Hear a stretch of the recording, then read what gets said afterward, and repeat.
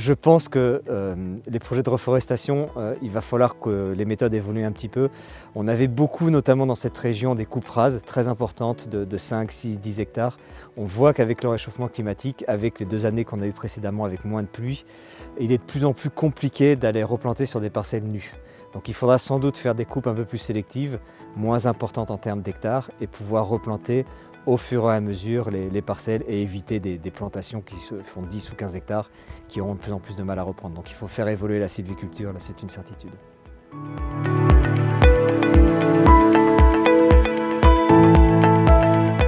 Les prochaines étapes sur cette parcelle, donc ça va être évidemment enlever les ronces, qui est un travail relativement important, mais ça peut se faire assez rapidement.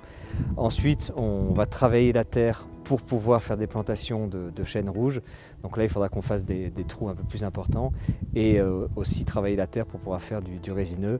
Ensuite, on se laissera une année pour voir comment les arbres évoluent et on fera sans doute un premier entretien. Après, on aura toujours une vision plus moyen, donc ce qu'on appelle moyen terme, c'est 5 ans, et une vision long terme qui est au moins sur 20 ou 30 ans.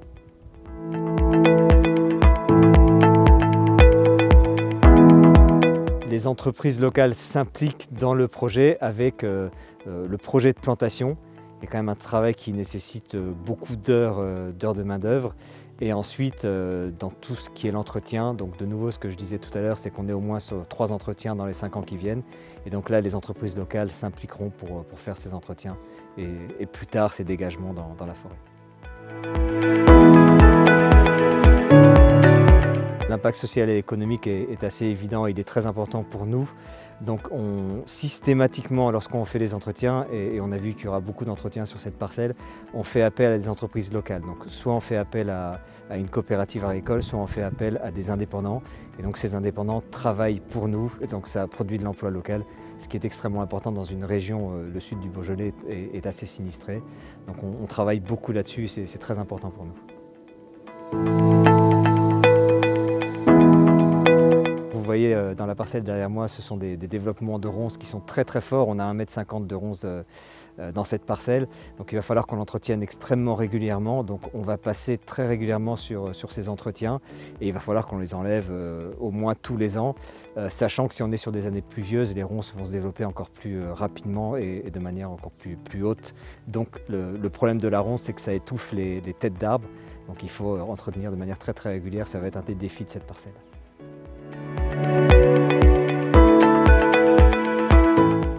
Oui, alors les avantages de la région du Beaujolais, c'est qu'on a... alors le Beaujolais est connu pour avoir les plus beaux douglas. Les plus beaux douglas invitent à un moment, en fait, implique moins de biodiversité.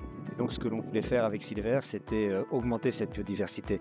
D'où le fait que sur nos parcelles, on est toujours, en fait, on plante systématiquement du chêne rouge, du feuillu, et ça dépend des feuillus évidemment. On a par exemple des parcelles avec du robinier, mais aussi un mélange avec du résineux pour améliorer cette biodiversité.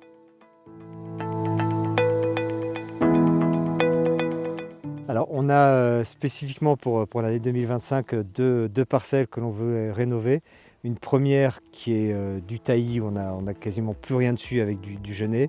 Et là-dessus on aimerait faire un mélange de feuillus. Donc on va regarder les feuillus qu'on va mettre. On va être sans doute sur de l'érable, sur du chêne rouge. Et un deuxième projet qui est de 2 hectares comme le premier projet, qui est finalement des frênes qui ont très très peu poussé. On a eu beaucoup de dégâts dernièrement et on aimerait faire un mélange de feuillus et de résineux avec sans doute du chêne rouge. Et on hésite encore, mais on sera plutôt sur du douglas à mon avis. Alors, biodiversité du Beaujolais, on est ici à Vaux-en-Beaujolais, donc on a pas mal de feuillus. On a aussi un peu plus en hauteur de douglas. Et en fait, ce qu'on a essayé de faire pour renforcer la biodiversité du Beaujolais, on a essayé de planter différentes essences. Donc on a planté du pin laricio, on a planté du robinet faux acacia qui est à ma droite que vous ne voyez pas. Et on a aussi planté un peu de douglas, un peu de cèdre de l'Atlas. Et donc on essaie de renforcer la biodiversité. Mais la biodiversité du Beaujolais, c'est beaucoup du douglas et un peu moins de feuillus.